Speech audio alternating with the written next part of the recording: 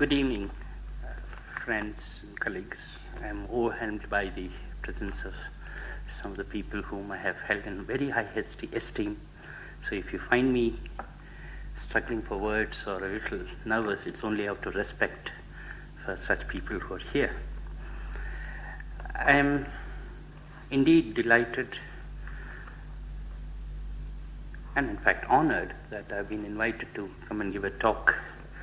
Professor Narasimhan was saying that we are stepping into the second year and that now we would like to look a little on the other side and bring social sciences into focus. And I hope at the end of the talk that I would give, it's not a bad choice. The topic that I chose, much against the will of the other Dr. Narasimha, was when he requested if I could speak on the topic of method. I felt that it required a lot more work for a serious audience as this. And I had recently done a little piece on experience, and I think it's advisable that I say a little about the circumstances under which I came into the area of experience or writing on experience before I start talking about it. Charles Mayer Foundation in New York has been commissioning a series of books across different major cultures in the world. And in this round of the books that they are bringing out, they chose the idea of experience, truth, identity, and two other which I can't immediately recall. And India being one of the major cultures that they had recognized. Scholars in India were being approached, and I felt honored that I was asked to write a piece on experience. So what I speak here, therefore, is not so much that will neatly fit into a series of talk that's been going on the history of ideas. Instead, I just rediscover an idea of experience, as I have already done for a lay audience who may read that book when it gets published. I had also had the privilege of sharing this paper with a few people, and therefore, of course, not passing on the buck of responsibility, but it's only my duty to acknowledge the comments and suggestions that I received from friends and colleagues, and I would take it my honor again to recall their advice. I had Mrs. Srinivas to read on it and give me some comments and some very nice Tamil anecdotes which I have tried to use in my own way. My friend Keshavan Veluthat, who read some Sanskrit text, since my own reading in Sanskrit is nearly zero, so he translated some of it for me and gave it to me. A few other colleagues in the institute, Dr. Gayatri Devi, Dr. Gopal Kadekkodi, Dr. Krishnamurthy, Safiya Naz, Supriya Raut, and many others brought examples from different cultures that could go into it. I begin my paper reading, if you will please permit me, with a personal anecdote. It was 40 years ago, as a young boy studying in the 5th standard in a small town, that I was first introduced to the value of experience in everyday life. The term, as spoken in my mother tongue Kannada, is Anubhava, which in Hindi or Sanskrit is Anubhav or Anubhuti. The occasion when I first encountered the idea of experience was not a pleasant one, which was when my headmaster of the school had called on us at our home to return my handkerchief and express regrets over a punishment he had meted out to me during the morning assembly in the school a few days earlier. I had been given 10 of the best from his cane, his famous cane, I should say, for what he thought of a lie that I had told him, a lie that I had given him. I had been given the honor of collecting contributions from all those in my class in order to buy a farewell gift to a teacher who was retiring from service. I had bundled all the coins thus collected in my handkerchief and handed it over to him in his chambers. But he had no recollection of having ever received it from me. Instead, I was being accused of lying to him about the money and I had been publicly punished. 2 days later, he found the money somewhere in his desk and felt remorse for having wrongly punished a student. He had come to my house to return the handkerchief and say sorry. Though, of course, he spoke mainly to my father.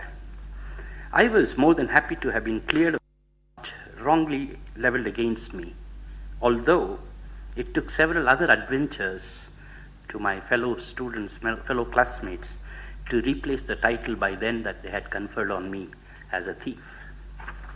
As the headmaster left our house, my father commanded me to go closer to him. He patted me on my head and said he had all along been confident that my name would be cleared of the charge. He was happy also that I had been chosen to play a role of a leadership in the school and to have been trusted with money. However, he was then quick to add, each experience in one's life has a lesson to teach, and that he hoped I would learn from my experience, my lessons. And he thought that that was a good experience to have had as a young boy. Notice that the term experience, as I first then came to encounter, had very strong links with lessons to learn from. I'll come back to this example of mine as I go along with my account. Experience is something which one comes to have following an occurrence or an happening, and is normally perceived by sensory organs. All experiences thus involve an act of judgment, while a mere sensation without any judgment of or over it will be self-contradictory, and I think of Oakeshott who makes this comment. Implicit, therefore, is the assumption that experience is something that human beings are capable of, while other beings do not use their judgment or reflections as much as humans do. It is important to note that almost all experiences, since I am speaking of Indian perspective, almost all experiences, as perceived by individuals, have for long tended to be interpreted in spiritual terms. Although non-believers or those professing other schools of thought, such as materialism, have given this phenomenon a secular meaning, whichever the schools of thought in Indian philosophy, with the exception of materialism, all uphold the view that no account of reality which fails to do justice to reason and experience can be accepted. Experience is to be understood in its broadest sense, which includes everyday commonsensical experience, scientific experience, and extraordinary state of consciousness. Puligandla, in his work, he says that. The scriptural discourse on the origin of the universe, the meaning of self, of life, and their purpose are so logically intense, if one were to look at the Indian scriptures, that many ideas which took several centuries of discoveries, inventions, and experimentations seem to have been anticipated in those writings. If one had the gift of language to understand these texts, which I unfortunately don't, passed on from generation to generation, either as written or as oral knowledge, to understand these texts passed on from generation to generation as oral tradition, one would wonder where and how the ancient scholars prior to the Christian era acquired all their undoubtedly immense experience so as to make various profound pronouncements about mind, matter, and the universe. A modern student then tends to think of them as having been inventions or discoveries of more recent times. One may argue that much of the ancient thinking came out as a result of what in German may be described as Gedankenversuch. And I thank Mr. Satish Chandran to have brought this to my notice. Thought experiment. A word about thought experiment. You think about it and think of the reality as it would be. But philosophers would argue that physical experience is the most supreme not the thought out. And in Indian philosophy, you will come across Shankaracharya, who was once challenged by a woman for having taken away her husband into sannyasa, or at least into his school of thought, who then challenged Shankara, saying that all your pronouncements about Atman, about universe, etc., are not founded on experience.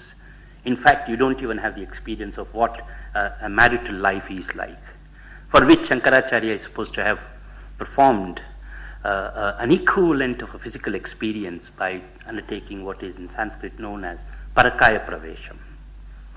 And there is a whole lot of literature on that itself, but I'm not an expert to go too much into detail on it. Just to draw your attention that there is a general feeling or general understanding that physical experience is the most supreme than the thought out experience. So profound have these thoughts or thought out experiments or thought out experiences have been that there has been a rethinking now to consider Indian philosophy to be parallel to that of Greek philosophy, which was considered the most oldest. There is, having said all this, a very popular perception of experience in the contemporary lives that we now lead. If one were to be asked today to reflect on experience or the concept of experience, one's reflection would be much less moral or philosophical, as my father may have tried to drive home to me a couple of years ago, a couple of decades ago, in relation to my school headmaster. Instead, it would be more in terms of experience in work life. Nearly everyone who is graduating from schools and colleges in India today is under pressure to acquire some experience in work life so as to make a claim for a better job as an employee in a firm or an enterprise later on. So practically everybody is looking out for experience of that kind, what perhaps in the West may be considered as a break. This emphasis on experience in work life has come about as a consequence of gradual change in what constitutes an occupation or a way of pursuing a livelihood between parents and children over the recent decades here in India, if not a century. In the past, a son, and I'm conscious I'm using only the word son and not daughter, in the past, a son learned the skills of a vocation from his elders, and the occupation was passed on from generation to generation as if on a principle of heredity. With most sought after opportunities for employment now being gradually separated from the household, but in the formal or in the informal work settings, employers look for a minimum amount of experience seen as having certain specific kind of skills before hiring a person. Hence, the importance of this kind of experience today in the contemporary world. I would like to make a reference to a third notion of experience, which also holds a crucial significance, but it is in the opposite of the meaning of experience, namely inexperience. While in the previous example that I spoke of, previous understanding of experience that I spoke of as the most sought after, to have an experience as sought after, there are also realms in which inexperience is sought after. This is in the context of marriage, in which one continues to value the inexperienced partner as the role model. I make a mention of this briefly, mainly to point out that while experience and the experienced are most valued in most contexts, particularly in a society such as in India, there are also contexts in which experience is not always desired. A fourth dimension of experience relates to curiosity about the experience of others, whether they are strangers or known to us. The limited contact that I've had with people from different cultures, I'm inclined to believe that this is not typically a feature of India, that you have a curiosity about others' experience, although it seems to be more pronounced here in India. I would venture to say that the Indian curiosity often extends into realms which elsewhere is considered to be purely none of your business. It can even our curiosity sometimes could even be impolite to others. But not to be curious could also be impolite in the Indian context. So you may come and say, I have had a nasty experience just now in the doctor's shop, you may say, and if you think to ask that what happened there is not a polite thing, actually you're conveying a very impolite sign to the person that, look, he never had any sympathy for my experience, she never even bothered to inquire as to what was it, never showed any interest in it. So there is a cultural importance attached to this curiosity about experience of others. I was once told of an experience by a husband-wife team sociologist who was working somewhere in Tamil Nadu, in a village. After a couple of days of their work, they took a first break from their work and went on a kind of a holiday. But then the sociologists in them did not escape from their sense of holiday, so they went to the nearest temple town, took a room in a lodge. Obviously, the lodge keeper there thought that these are newly married couples who have come here for a honeymoon, you see. So the next morning when they came out of their rooms to go out, the person tending the office asked, how was your first night experience? And you know that the expression first night is usually referred to as the nuptial night. So there isn't anything that hinders people from asking things which otherwise may be very private and very personal, but then there seemed to be almost a cultural right to probe, to pry, and to know about it. Each society, therefore, has its norms about what is the limit beyond which it is none of others' business to inquire, to be prying. The Indian sense of familiarity with each other allows a great deal of latitude in inquisitiveness over another's experience. Hence, being curious about each other's experience is not always none of your business here. I have found it amusing while traveling in train or bus how perfect strangers hit up a conversation, and these conversations invariably involve sharing mutual experiences, be it of having an irritating son-in-law or a daughter-in-law, or the problems of building a house, of finding an employment for a son or a daughter, or sickness or hospitalization. Topics may range from anything to anything. It is during such conversations that I notice an unbounded curiosity regarding the other's experiences as much as a brimming enthusiasm to share one's own experience with the others. With this wide-ranging sets of meanings to experience, let me just go a little back into the time. Mahima Bhatta, a Sanskritic scholar, states in his Vyakti Viveka that the experience that people come to have cannot be raw experience. It cannot be simply something that makes no sense to you. It has to always have some specific meaning, something that has been culturally to be defined. Each is a transformed impression. Each experience has something to transform as an impression. The transformation itself is mediated by culture, samskara, that one has acquired. This samskara, culture, he would insist, Mahima Bhatta would insist, is the result of Veda. Veda here understood as knowledge, and Loka understood as what's happening around us, the day-to-day experience, day-to-day life. That makes up what culture is.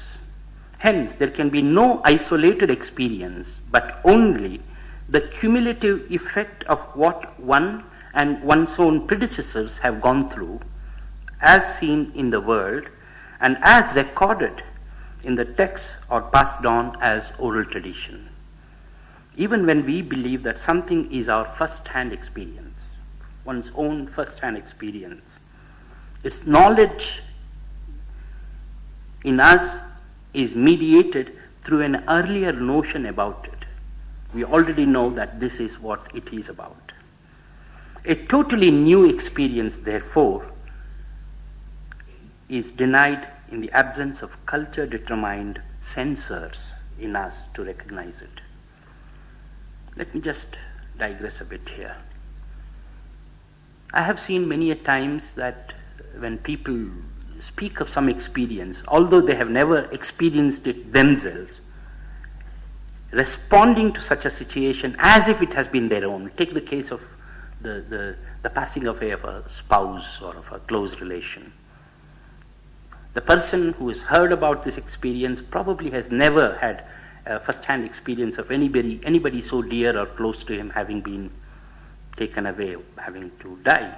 But then the news of death has stock responses which culture has already given to us, and therefore we begin to respond, although we may never have had a similar experience, a counterpart of that in our lives to have died. This is what I mean as culture-mediated experience.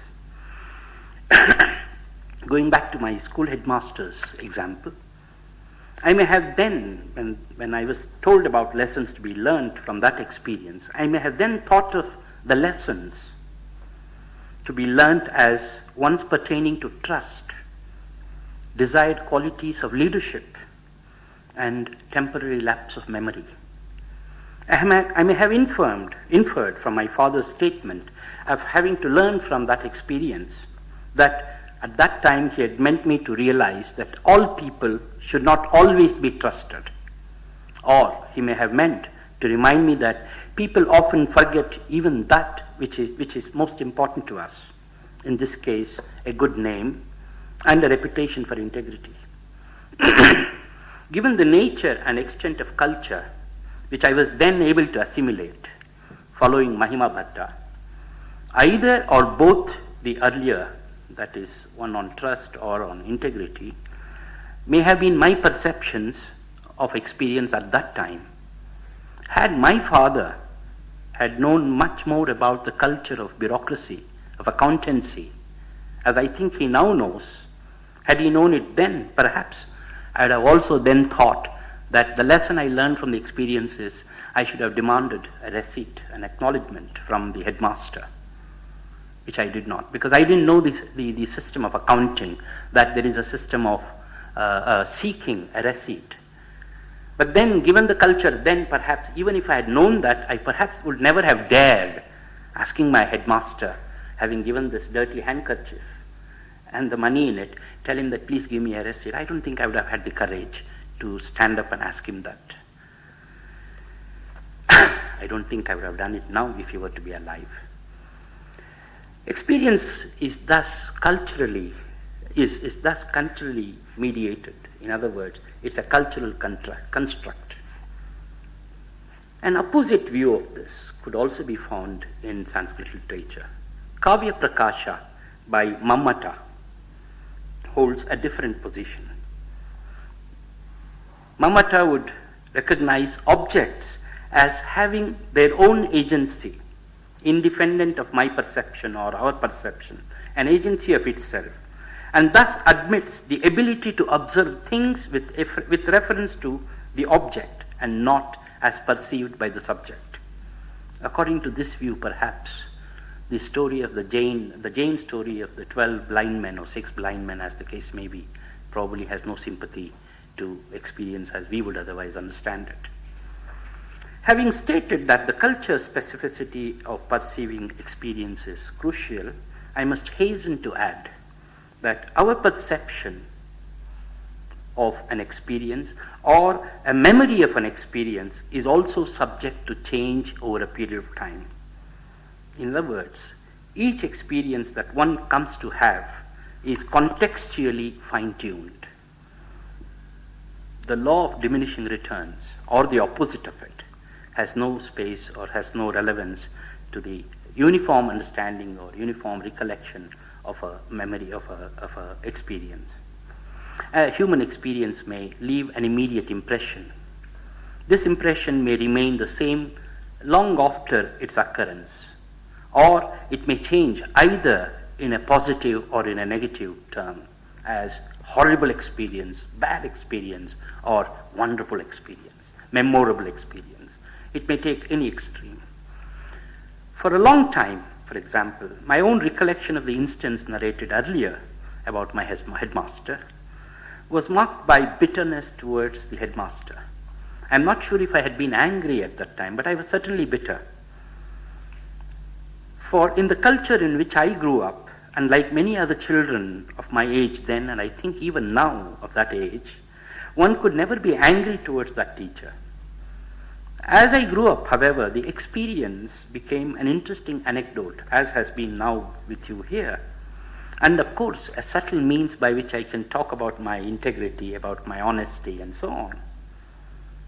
Now, as I relate the instance, I think how honest and conscientious the teacher himself had been, how humble and humane he had been, that out of some 500, 600 students in the class, he need not have bothered about what would have happened to me or my feelings at that time, but he took the time and the humility to go to my house, to meet my father and hand over the handkerchief and say, I wrongly punished your son. I now look back at it and I feel, here is a great man. So from bitterness, now as I recollect, there is a transformation about my recollection of that experience. Maybe then, and perhaps even now, if I were to analyze that experience, I can interpret further and say, oh well, he punished me in public, but then he came to my house in private and apologized, but then my public image was not set right, you see, I would say. Or maybe, since I now recall this experience over and again, and I have now become fond of the teacher, maybe the next time if you call me and if I do the mistake of talking on the same topic, maybe I would change the version and say, he did in fact publicly apologize. Maybe I will construct that aspect of that experience which may not have been true, but it fits very well with the overall experience of what I am trying to project as a wonderful teacher who had the humility to come to my house. But the story is incomplete, you see, so I will try to twist it around and say, actually, you know, he went back the next day in the auditorium. He called me and I was still nervous. I walked all the way to the dais and then he patted me on my back and said, this boy, I punished him wrongly. He's actually a very honest guy. So I don't like any of you calling him thief anymore. And if you did what he got as the 10 of the best, you will get it. Whatever, I would like to now make the story beautiful.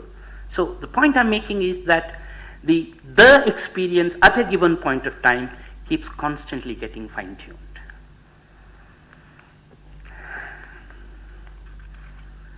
I mentioned the scope for diverse interpretations of experience, or a series of them, as founding bricks in the making of great epics. So when I look at Ramayana, when I look at Mahabharata or any other such classic piece here in India or perhaps elsewhere, probably it's all added on in a similar fashion. Maybe there was some element of true experience, lived physical experience, but then all these imagined experiences could get added on. The point I'm making is that the re-narrations of experience are the founding bricks of great epics. As a social anthropologist carrying out research in rural India, I have come across varying accounts of a single event in a person's life in successive occasions. And in every such occasion, I have found the narration to be becoming much more vivid and in fact often contradictory. So you don't know to make sense out of it.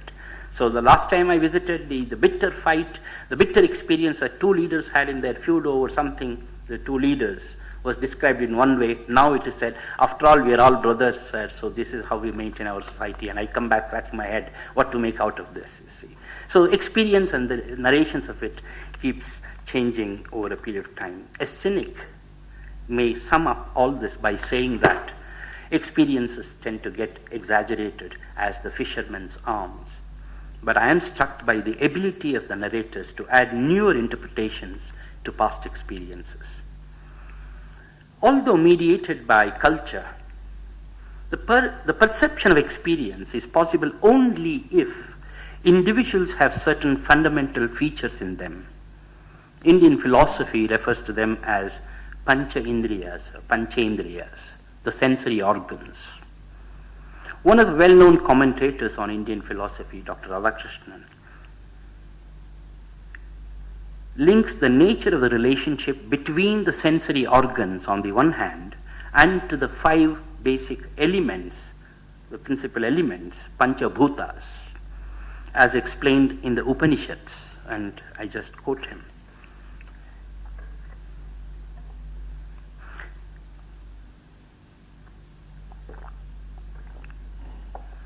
According to the Upanishads, the development of the world is a process of steady grossening of the subtle akasha, space. All physical objects, even the most subtle, are built up by the combination of these 5 elements. Our sense, experience depend on the combination of these 5 elements. By the action of vibration comes the sense of sound. By the action of light comes the sense of sight. By the action of things in a world of vibration comes the sense of touch. By the action of water comes the sense of taste. And by the action of earth comes the sense of smell. This is Radhakrishnan. I consulted a Sanskrit scholar here in Bangalore, and some of these did not make full sense to me. It was Mr. Subbaraya Sharma, who is somewhere in Gandhi Bazaar area, who maintains that the mere presence of sensory organs is not adequate to make an experience complete. And if you think I'm going to say about culture, he's actually referring to something else. So actually, it's not just culture, it's not just sensory organs, but there is something else. And that, according to him, is that in all experience, there is the knower, jnatra, the person who comes to experience or to know. The act of knowing, which he calls jnana, and the known, that which you come to experience and therefore know it as the jnaya. The last mentioned, jnaya, is what becomes knowledge for him. He goes on to distinguish between sensory experience. Any experience that your sensory organs may have, but which has not been mediated to convey any sense to you, any understanding, any judgment. So something is happening, but you are unable to define what is it. As for instance, a small child would not know what's happening but would cry. Crying, of course, is out of discomfort, but the child is unable to explain what exactly is happening. Is the ear really paining, or is it a stomach ache, or is it a giddiness, or something else? But the child would cry. So a mere sensory experience is one extreme, as against the mediated experience, what he calls pratyanubhava. There is no way one can really ascertain the nature of an experience had by another person, pratyanubhava in that sense. I would never be able to understand if somebody said, this is what my experience, unless that person says so, communicates to me in meaningful words accordingly, I would not be able to understand what was the experience of the other person. Because my sensory organs could only see some reactions to an experience of another person. But what has been the experience is something that has to be communicated to me or to whoever is trying to understand. But even if such communications come about, it could be misleading, or it could be misperception from my side. I have to say something here. So somebody may say, oh, I am excited about it. So excitement as an experience is what is being communicated. I would rarely know that actually the person was very disappointed, was very frustrated, or is even angry or dejected. It could be anything else as that person's experience, but I have to go by the definition the person says as he was excited. I recall once an experience of mine, again while I was doing field work. And I met with a motorbike accident. I was limping. I was still in the village where I was doing my field work, and I was limping with great pain from one end of a room to another. And a passerby in the village looked at me, stood for a while, looked at me and said in Kannada, "Ele nimbekai." He just looked at me, he said, "Ele nimbekai." Now, he had an experience of watching me limping across from one room to another, one end of another in the room, and just offered the expression, "Ele nimbekai," and he walked away. And I was dejected. I was frustrated. Initially I was angry, and then I was frustrated, because I had no business going about riding a motorbike when I was doing my field work. I was in fact worried if somebody told Professor Srinivas that this is what I was doing, he would be very angry that I was spending my time doing fieldwork in this manner. So there was a remorse in me for having got into an accident. On top of it, a very severe pain as I was walking because my leg had been swollen, and I think for nearly 10 days I knew I could not do any work. So here is this person who described my experience as Elenimbekai. In my culture, the expression Elenimbekai would mean an upstart, an uncontrollable person whom you cannot hold control on. So it fitted beautifully with all my fears that I had about my seniors looking at my work, at my accident. But actually, the communication that the person made from his culture, Elenimbekai is a very tender person who cannot bear any pain. So it was the maximum sympathy the person could have offered to me from his culture. He was there. I would not have known he had any feelings at all except for the fact that he expressed his opinion about my experience of undergoing pain, which was miscommunicated to me because my culture defined the expression Elenimbekai differently. That's why I say that communication could often be misleading in understanding experience of each other. Yet, these sensory organs enable an individual to perceive an experience based on the cultural definition of the perception, of the perception process. Consequently, when dealing with the ultimate truths, it appears that it is our perception that determines the nature of experience. Here I go back to the elephant, although all along I keep talking that the elephant story is not acceptable by the logic of this. There is a contradiction here that eventually I think we want to believe the truth as we define the truth to be rather than the truth to be what it is. And here again Indian philosophy and Indian way of life has something to offer. I have witnessed, for instance, how elders attempt to console a bereaved person soon after the passing away of a dear one by preaching the nature of the world to be a mere illusion. Everything is Maya, everything is make-believe, so it's all right, console yourself, everything will be all right, kind of a consolation. In other words, an attempt is being made to facilitate a desired perception of an experience of an individual, in this case, the death for that person of a close relation. The whole of Indian philosophy, religious discourses, are all centered around the central question of the nature and the essentials or fundamental truth about being, and whether or not it is or they are illusions, Maya. One may take as an example from Chandogya Upanishad, from among the several other Upanishads which also speak of a similar thing, which cautions us about being misled into believing that which is seen or experienced in the world to be real. That which you see is not real. There is something else which is real, but what you see is only a kind of a cover, a kind of a sheet over the truth.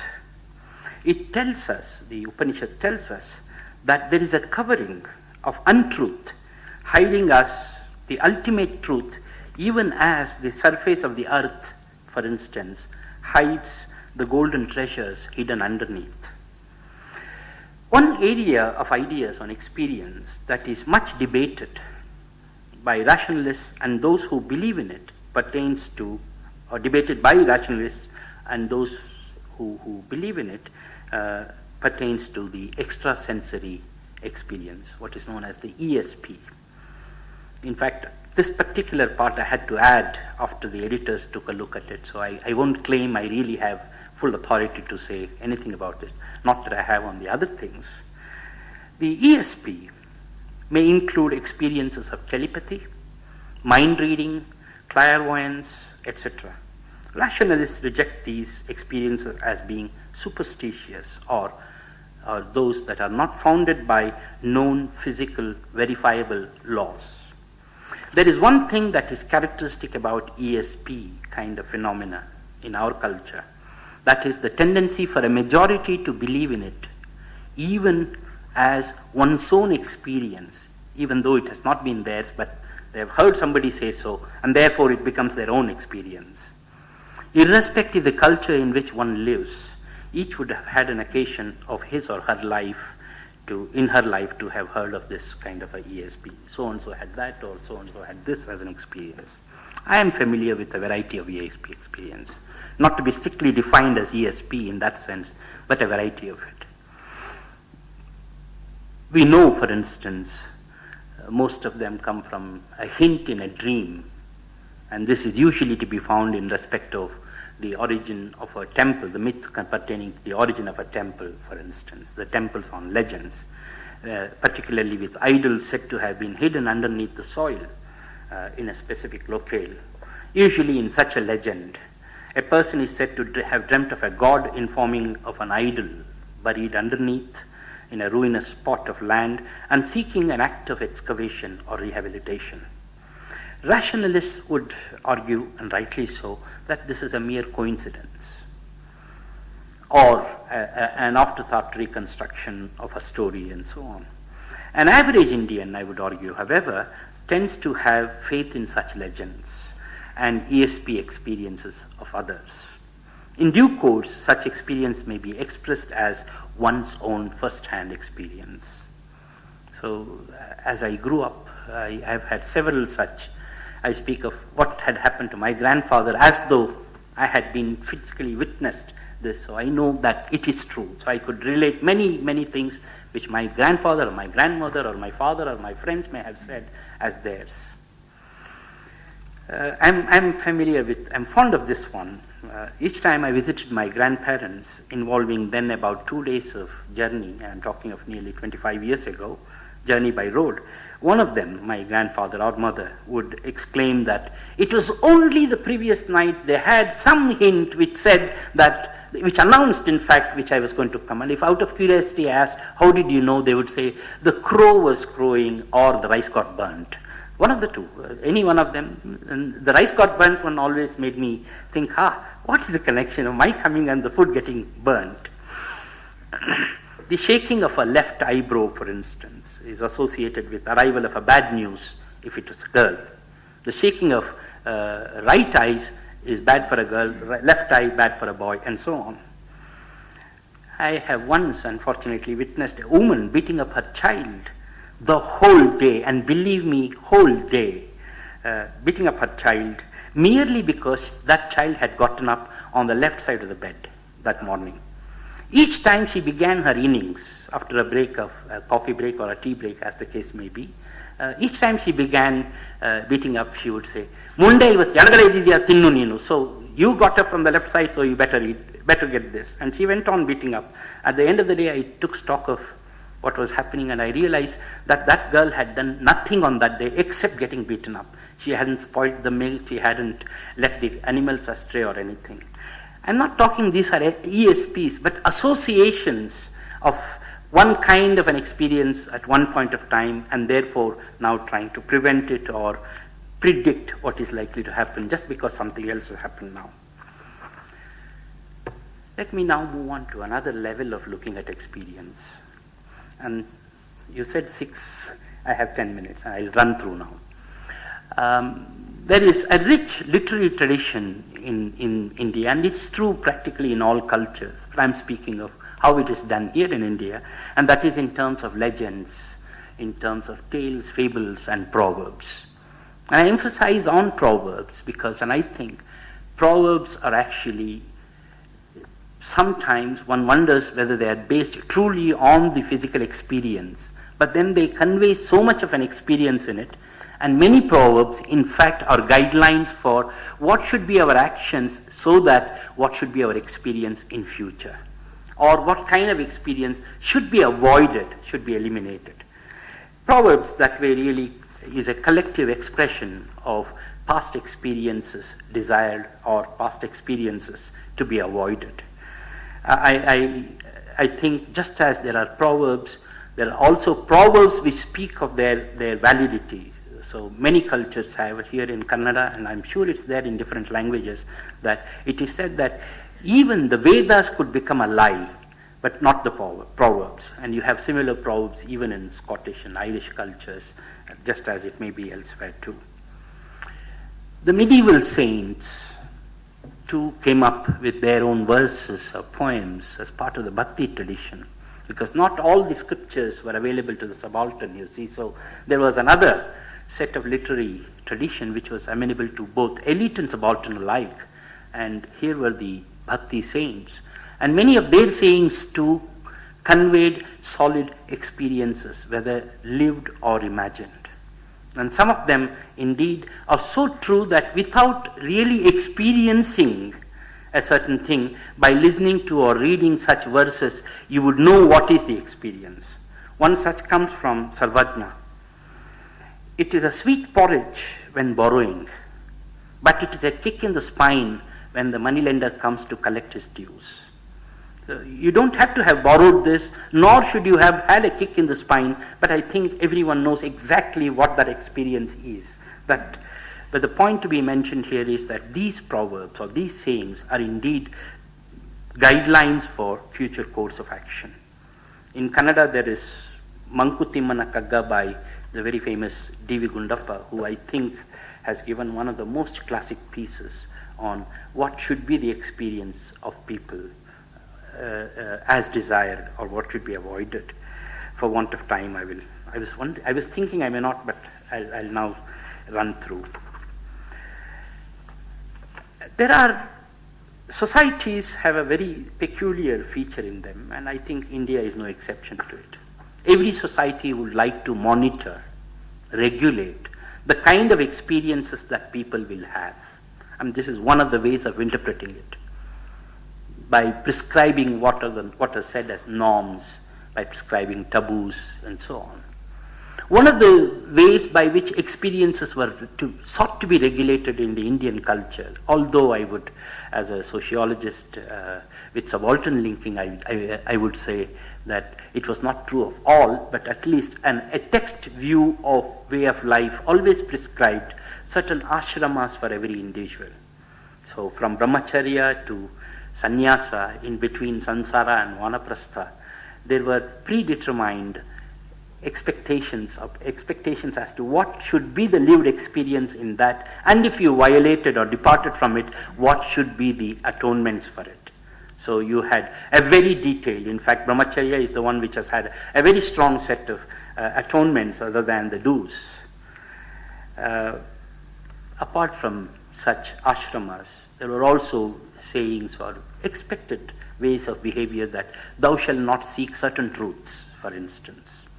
You shall not look for the origin of 5 basic things in this context, such as the Nadi Mula, that is the origin of a river, the origin of a woman, the origin of a proverb, the origin of Vedas, and the origin of food. Because if you went to the origin of it, the knowledge of that would be so destabilizing, and that may not be very conducive to society. I'm sorry if it sounds a bit of a structural functionalist way of interpreting it, but that at least seems to be the spirit in trying to avoid knowledges of certain kinds. Let me conclude by saying experience is something that has always held very high esteem. So much so that a very highly qualified business management graduate today, if he went into an industrial firm, a senior person there would advise him that, look, young man, you or young girl, look, you have had a very good training which enabled you to get a job here, be it Infosys or IBM or maybe HAL or some other such industrial houses. That's all good. But then forget all that you have learned and learn how the things work here and start your experience afresh. So your bookish knowledge is not experience. Experience is something that you have to acquire there in the field, kind of a thing.